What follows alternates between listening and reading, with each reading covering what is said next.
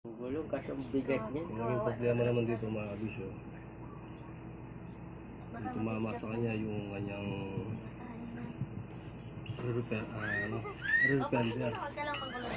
Itong part na to. Dito siya tumama sa gulong. Stuck na ano yan, repender yan. Itanong ko nga yan.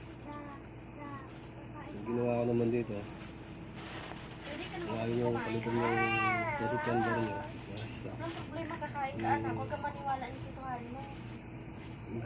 Ginarinder ko lang ito mga kabisyo, yung part na to. Dito sa gitna. Yung sa gitna yung tumatama niya. Pero dito hindi naman. Pero ginarinder ko na lang ito para siguradong walang sayad. Sinasabi ni Tito Harno, huwag kang maniwala. Yung sumasayad kasi dito yung part na to ito. Bakit takot kang Kasi kumain? mukhang medyo Na ano lang yan, Yan. nasabi. Walang ganang kumain. kinigil ko lang ng konti. Ginarinder ko siya. Dito sa part na Huwag mong damihan. nasa gitna. Nguyain mo kasi ng maayos. Pabilaan niya mga kabisyo. Para magkasya yung 180 by 17. So ngayon yung sirahin yung ano nyo, ay ayun yung grinder yung tupalodo nyo. Mga 90-80 siguro kakasya dito. Pero pagkakalam ko walang 90-80 sa swallow. Yung ganitong style, yung dual sport. Mga ordinaryong spike siguro yung kakasya yung sa 90-80. Pero 90-80 na swallow na dual sport wala. Pagkakalam ko walang ganun na size. Dito naman sa harap.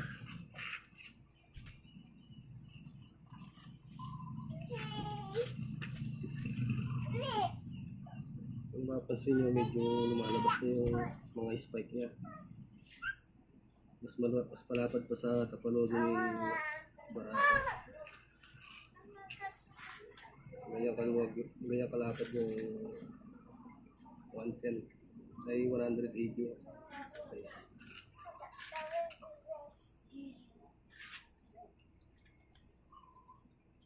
So yun lang mga kabisyo. Pagdating dito sa harap,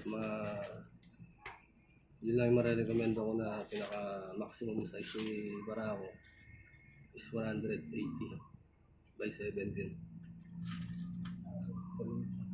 Pag nag-adjust ka pa pag naglaki ka pa ng gulong sa 110, malagay ko hindi na magtatanggal ka na ng tapalodo.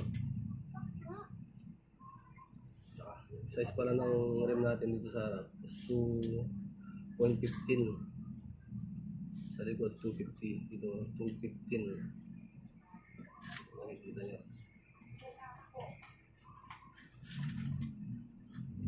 Kano kaya? So yun lang mga kabisyo, no?